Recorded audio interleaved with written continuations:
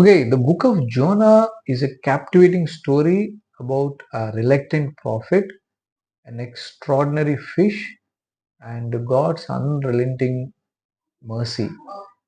It's both a gripping narrative and a profound lesson on obedience, repentance, and God's compassion for all people.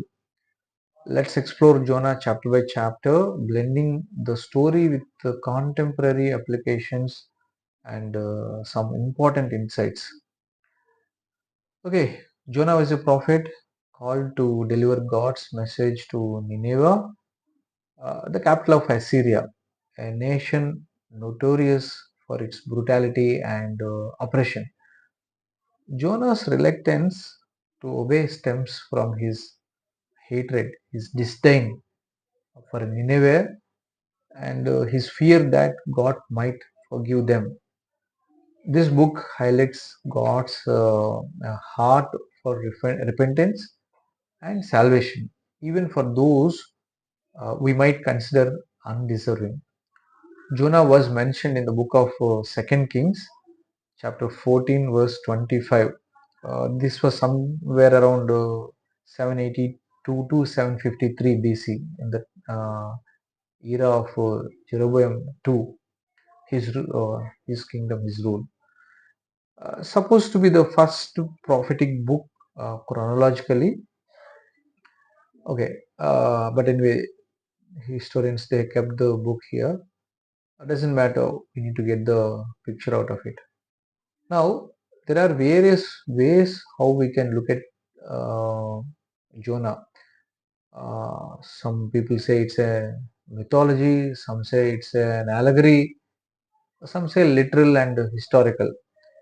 Now let us consider one by one.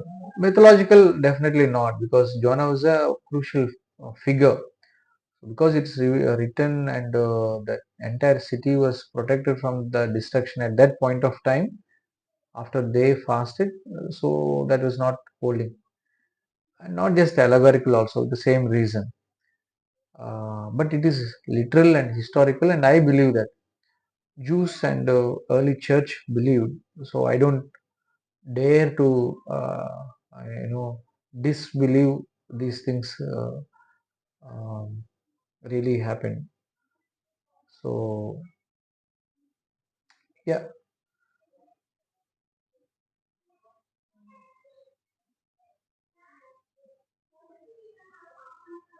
Okay.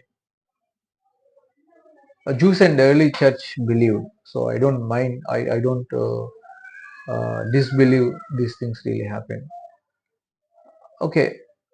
Chapter 1 talks about running from God. God calls Jonah to go to Nineveh and preach against its wickedness. Instead of obeying, Jonah flees in the opposite direction, boarding a ship bound for Tarshish.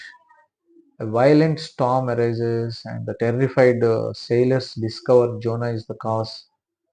Reluctantly, they throw Jonah overboard, and then the sea calms.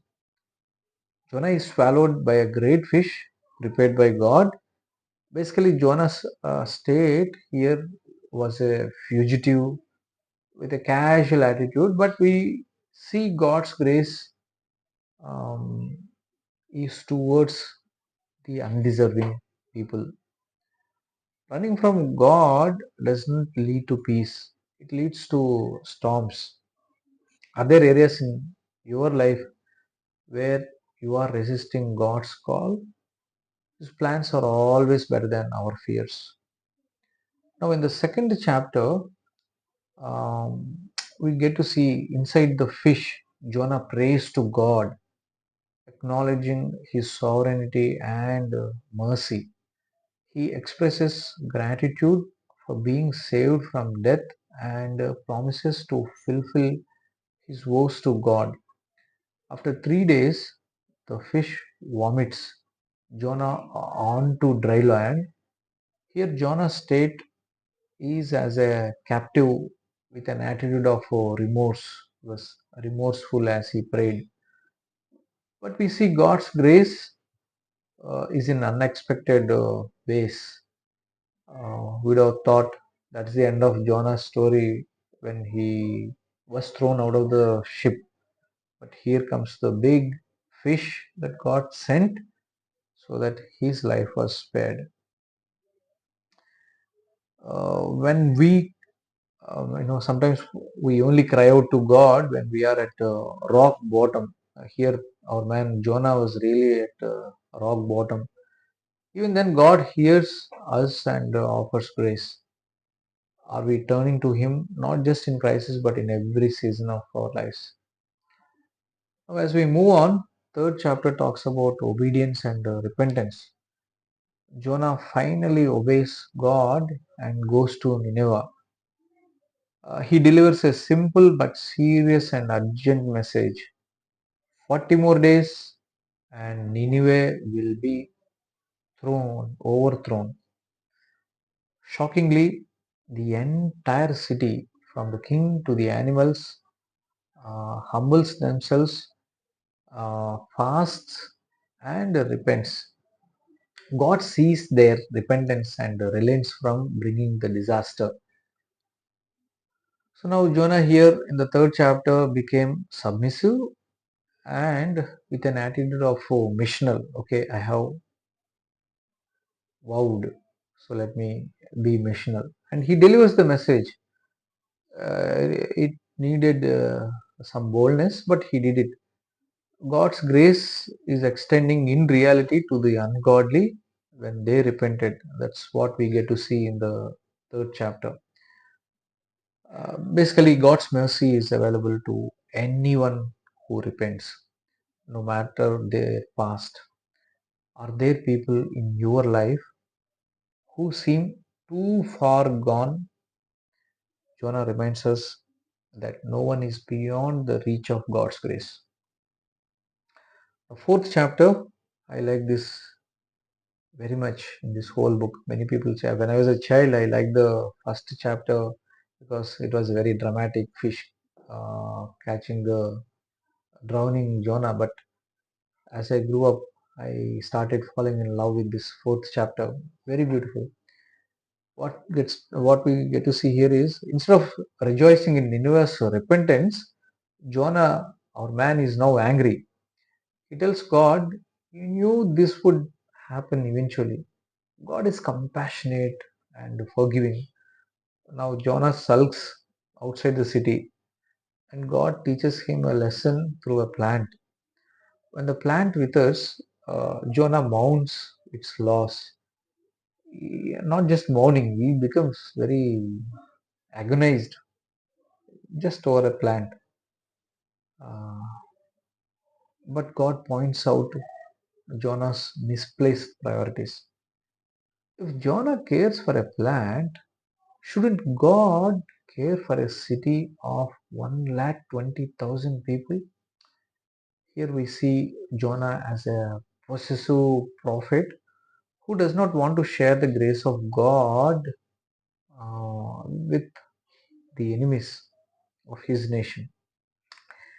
His attitude becomes suicidal, and we see God's grace to everyone throughout the book of the Jonah. Throughout the book of the Jonah, we get to see God's grace is for everybody. Application is: are we struggling with showing mercy to those we feel don't deserve it? God's heart is for all people, even those we might dislike or like. Sometimes we judge people with our own fraction of knowledge about the facts. But are we aligned with His compassion or are we holding on to grudges and self righteousness? Very critical question for us. So, the book of Jonah isn't just about a man swallowed by a fish, it's about God's overwhelming grace and His call to love our enemies. Jonah's story challenges us to obey God, trust His plans, and extend His mercy to others. In contemporary terms, Jonah asks us, are we running from something God is calling us to do? Are we willing to share His message even with those we would rather avoid? Do we celebrate God's mercy for others, or are we quick to judge? Jonah's reluctant journey reveals a God who pursues us relentlessly, forgives abundantly, and loves universally. Let's live out that love in our own lives. God bless you.